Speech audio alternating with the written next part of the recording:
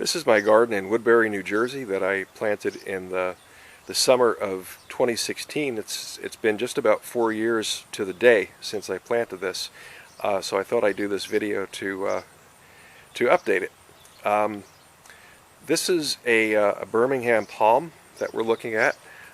This was actually planted in 2015 and it's done quite well. I cover this palm and several others that you'll see in the winter with winter protection fabric, and I put lights inside the enclosure that I use to protect these plants. If you'd like some details about that, just shoot me a message and I'll be glad to tell you how I've done that. But this palm has sustained no damage at all, not even tip burn, in 5 years, and we've had a few winter nights that have gotten down to just about 0. That's about as cold as it ever gets here. Next to the palm we have some Red King Humbert cannas that are huge. I planted these, it was just last year. There used to be Annabelle hydrangeas where these cannas are, and it was just too hot and a little bit too extreme for them here, so I decided to put some cannas in here and get some height. These cannas actually grew from 3 bulbs that were about the size each of a piece of ginger root, if you can believe that, and I actually had to split and divide them. The foliage in these is wonderful, but the flowers are really nice too. Get a close-up right here. The base of the garden has this hedge of green velvet boxwood surrounding it. It did fine up until last winter, and it developed this, I still haven't learned what this is, but you can see there's a lot of brown, a lot of die out. This hedge actually looked terrible this spring, and to the point where I was considering ripping it all out, but it's filled back in somewhat. I'm going to spray it, I think, later today. I've been spraying it with Daffodil fungicide, and it seems to have attenuated the browning out. Next here we have a butterfly bush. This is a semi-dwarf called Miss Violet. It's about at the end of its bloom, still a few butterflies on it. And to the right on the corner is a red rocket crepe myrtle. This is part of the Black Diamond series. The Black Diamond series all has this very beautiful dark red, almost black foliage, and I just love the contrast of those fire engine red flowers against the black leaves.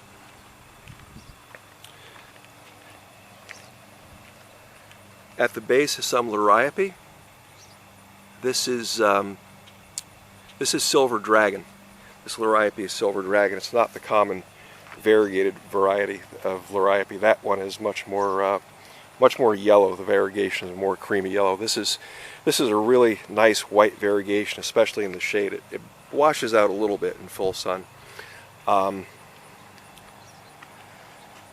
Here we have a yucca. I'll back up a little bit so you get a better idea of it.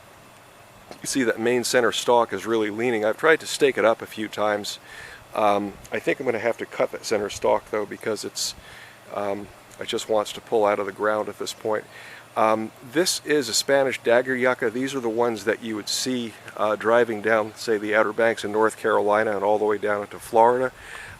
They're not fully hardy here. They're only hardy to about 5 degrees. So again, I cover these in the winter. As you can imagine, last winter it was kind of a challenge to cover this. It's gotten quite big. This I planted, I think, 3 years ago. There used to be some azaleas here. You'll see those in the previous video, and they just never performed very well. So I took them out 3 years ago and replaced them with these yuccas. You can see one on this side too.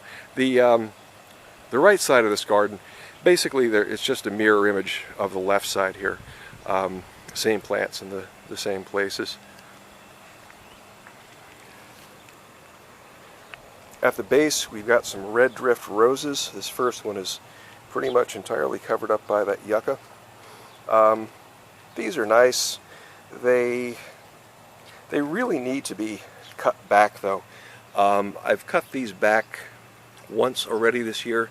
If you don't cut them back, they just get kind of leggy and they don't flower very well. So I guess the other thing you could do is you can cut off the spent blooms as they pass, but because there's so many of them, that's quite a chore. So I've just been cutting these back about every 6 or 8 weeks. I'll cut them back to about a foot high, and they pop back out and they look nice. They bloom for about 4 weeks, and then I do it over again. In the middle, we have a quickfire hydrangea. This is called quickfire because it is one of the first panicle hydrangeas to bloom in the summer. This one blooms here about the end of June. It'll start, and you can see a lot of bees. There's always a lot of bees in this plant. This, without being cut back, is a very, very large plant. So I cut this back every spring to about maybe 1.5 feet tall. I just whack it right back to the ground, and it just pops back with these nice, beautiful, stout stems. And when the flowers first come out, they're this pure white, and then, like most hydrangeas, they kind of turn to turn pink, and eventually you get the dried flower heads. But just a really beautiful plant overall.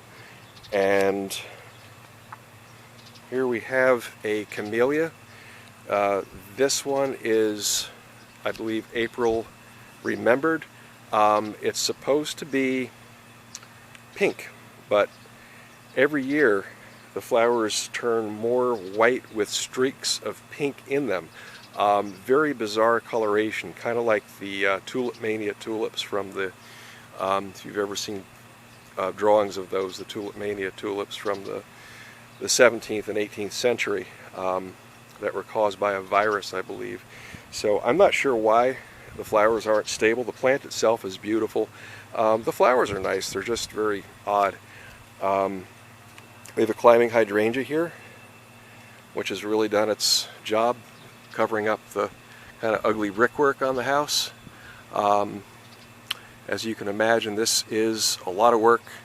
About every 4 weeks or so I have to come out here and chop it, and you can see it's kind of growing up into the window screen, so it's time again.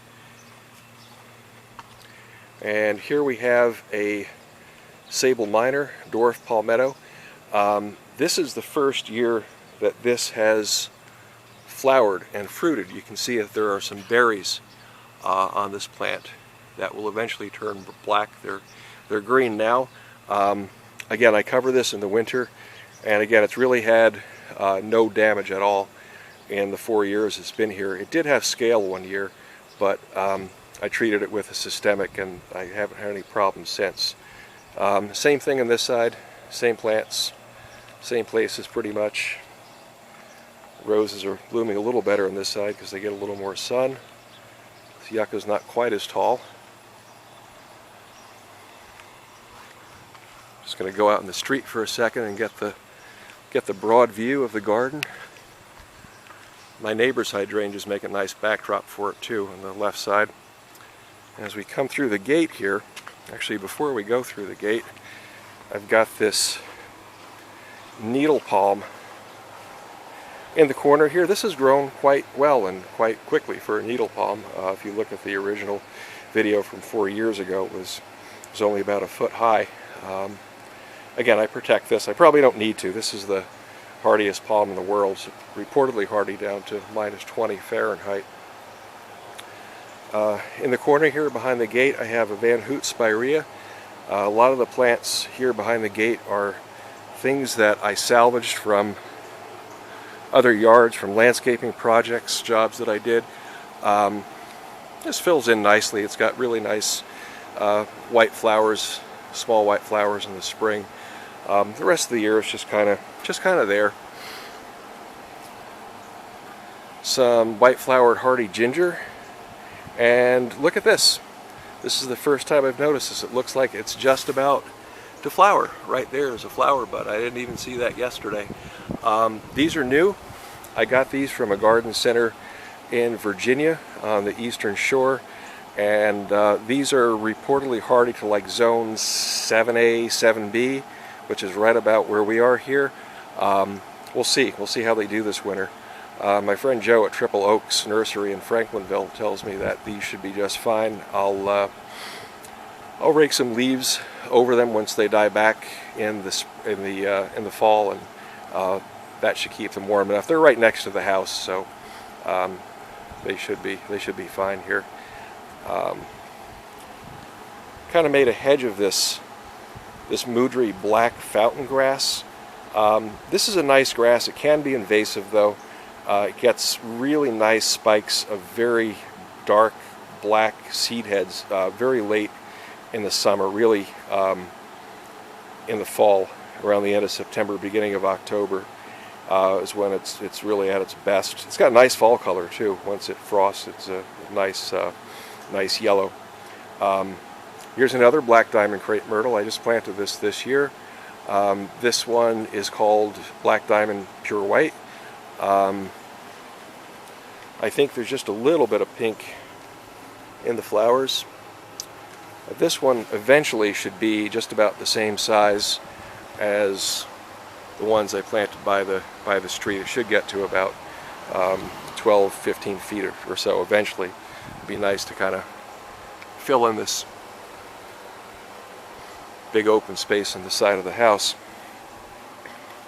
Just a common lilac here next to the air conditioner. I have some liriope at the base. This one is called Royal Purple. I have to get a few more just to kind of fill in around the front of the air conditioner, but these really, I love liriope. When they flower, they look like grape hyacinths to me, and the flowers in these are this really nice iridescent purple. I'll try to zoom in here, and even the stems are kind of purple. It's a really nice plant. Sorry about the air conditioner kicking in there. Here's another Van Hoot spirea. And finally we have two Rufa bamboo, also called Dragon's Head bamboos. These started out in the front garden, but they got way too big after the first couple of years.